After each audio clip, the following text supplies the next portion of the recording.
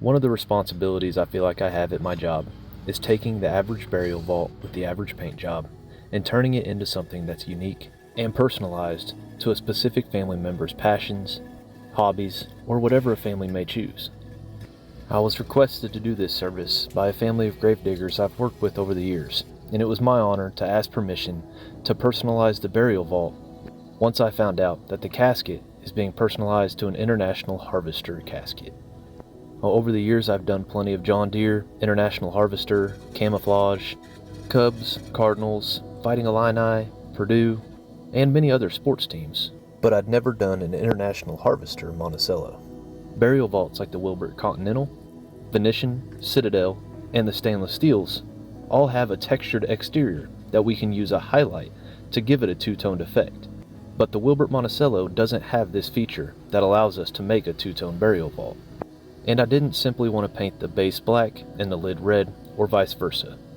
Now I was really happy with this paint job, and when the casket arrived to the cemetery, I really couldn't believe my eyes. I got extremely lucky with my color choices, and everything couldn't have matched any better. Even where I chose to place the nameplate and the International Harvester logo lined up perfectly with the casket.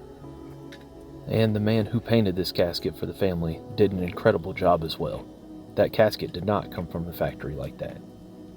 To give this vault its effect, I'm going to start by laying a base coat in multiple different areas and check to make sure that the rattle cans that I have match up with the red paint that I'm using for the top. Now, for anyone who's worked on concrete or painted on concrete, you know as well as I that it is not a smooth surface.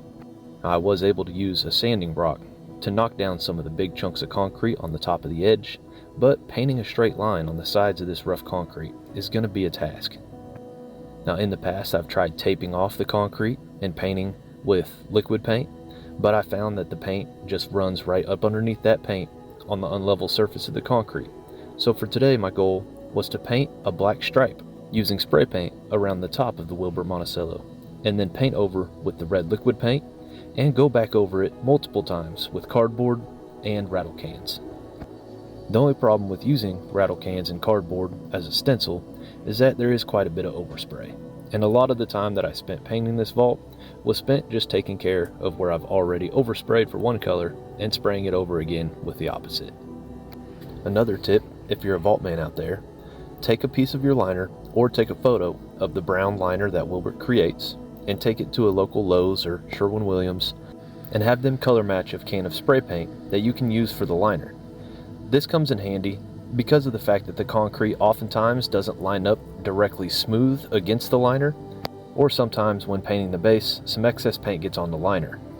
If the liner and the concrete around the liner is sprayed with this color match paint, you don't have to bring the paint up quite as high on the base to cover up that concrete, and it gives you a lot cleaner of an edge on the base. And without this can of color match touch-up for the base, I would have had to do a lot of masking and taping off to prevent any overspray from going onto the liner. When it's all said and done, our goal is to just have neat paint work no matter what color vault we're painting or what design we're adding to the vault. And now the fun part begins, trying to find a way to create a nice straight black line on the very top to give an accent color to the lid.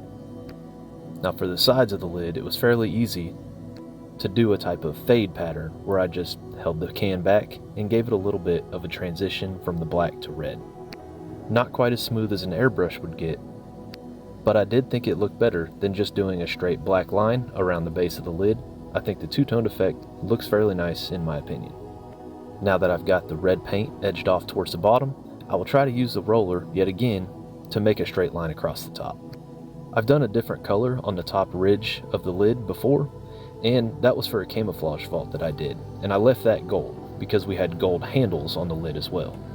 And I was kind of wondering why I had so many problems with this Monticello when the Continental went perfectly fine, until I realized that the Monticello's ridge is only about a 1/2 inch to 3/4 inch at its tallest point, and on a Continental it's almost 2 inches at its tallest point. So having that extra room made it easier to make the appearance of a straight line on that ridge. On the bottom of the Monticello was a small border, so I figured I would make that two-tone as well. I didn't do the bottom border though, because of the concrete, those don't stay intact quite as well in our form, so spray painting it would have looked a little bit rough in that concrete that didn't have a nice border like the sides and the top does. But now that the base has a nice border, I can go around and touch up any of that overspray on the outside of the liner. And on a burial vault such as this, I want to make sure I do everything I possibly can to be sure I don't have to do any touch-up work in the cemetery. Now, inevitably, I will still have to, from the cables and the vault buggy taking the vault to the cemetery, but for the most part, I was able to keep this vault safe and unscratched in the transportation process and make sure I didn't have too much work to do in the cemetery. But now that the paint is done, I just need to wait for the nameplate and the emblem to be made, and I can go ahead and get the vault loaded on the buggy and be ready to head out to service. And this is one of those services that I'm going to be extra careful with, making sure I cross all my T's and dot all my I's, and do everything I possibly can for this family. I've worked with them for many years, and they've helped us out of some jams, and we've helped them out of some jams as well. Now, every single service is important to us, but when we're working with people that also work in the industry, the last thing we would ever want to do is have something go wrong on a service for someone that takes immense pride in their work and also cares for the families as much as we do as a company.